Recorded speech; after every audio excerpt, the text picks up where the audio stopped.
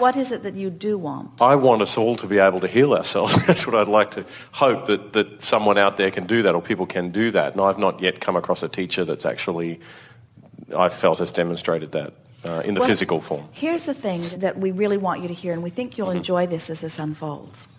So imagine someone who has some sickness when they're little and doesn't like it and wants wellness, and who reaches for good feeling thoughts and lives happily ever after. So the desire that was born out of their childhood illnesses and their subsequent alignment with well-being holds them in a place where they ask and it is given, they ask and it is given, they ask and it is given. So they are on an ongoing basis continuing to create wellness. So there are a lot of people that are creating wellness, but you say, well, that's not so interesting because they've sort of always been well. And we say, well, what they did was they didn't let the gap get too big between what they wanted and what they were living. So they just kept maintaining wellness. And there are lots of people that demonstrate that. And the beasts of your planet really demonstrate that. So then you say, well, I want to meet someone who has a very strong, severe, fatal illness, and I want to see them heal themselves. And we say, well, there are examples of those also, but it's much harder for them because you have to remember that, first of all, they had a vibration going for a long time that they didn't know they had going. They had desires that they were in opposition for. That's why the illness happened within their physical apparatus to begin with.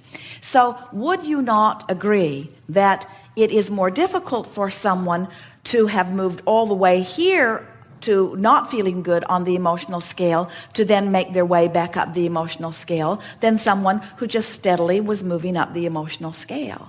And we want you to just a little while say to yourself, there are all kinds of people who create wellness, but it's a lot easier to create wellness from a place of feeling pretty good than it is to create wellness from a place of fatal illness. So when the doctor says to you, what you've got is incurable, in other words, when you are told that what you have, there is no way out of it, you have to be a very strong being even to project your thought away from this pronouncement that's been given to you by someone that you presumably respect and believe. When somebody tells you that you can't get there from there and you believe them, you can't get there from there, you see. Do you know, and we know, and so we'll tell you and maybe you'll know, we'd like you to know because it feels so good to know this. There are people who develop illnesses every day that because it isn't diagnosed, get over whatever it is that's been bumming them out, get refocused, and come back into alignment. But you don't want to talk about those healings. You only want to talk about the ones where they were dying, and everyone agreed they were dying, and then somehow they miraculously moved themselves back up the emotional scale. And we say, if we were standing in your physical shoes, we'd be moving up the emotional scale long before we were pronounced terminally ill. So what we notice as we look into the medical profession today, we see doctors and scientists literally scaring people to death with their pronouncements of diseases that are incurable, when we know that there is not any disease that is incurable. You can get to where you want to be from wherever you are if you will point in the direction that you want to go and continue to move in that direction.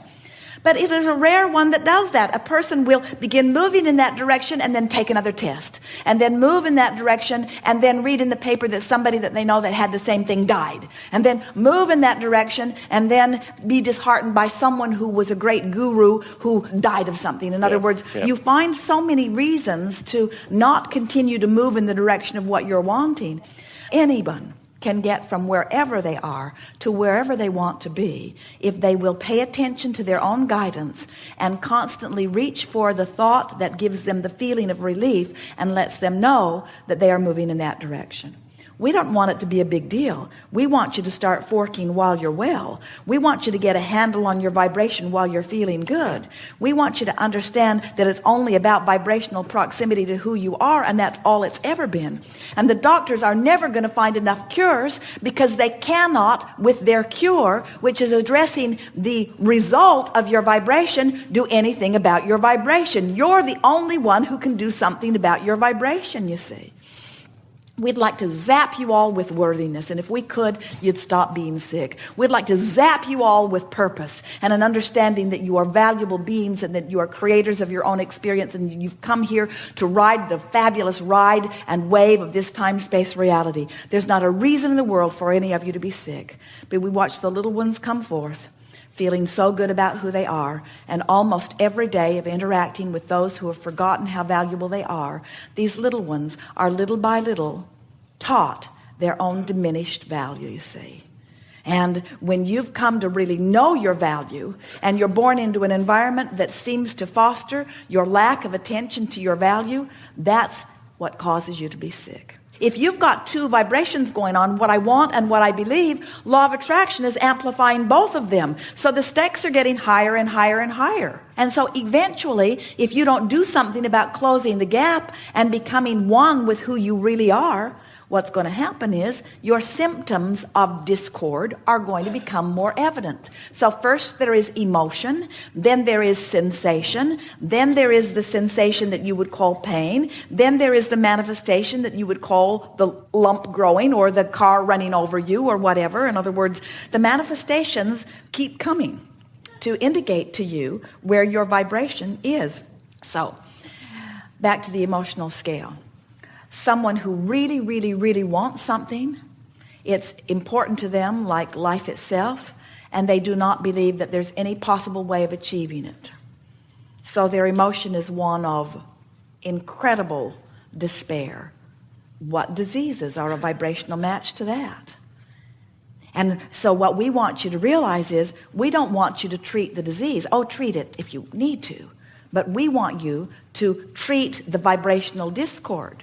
And it isn't until you get to the vibrational discord that anyone will have a healing experience. Another thing that we remark upon often is that sometimes people who are powerful teachers want so much to impress upon the masses their value, and for good reason. They want the masses to benefit by their experience.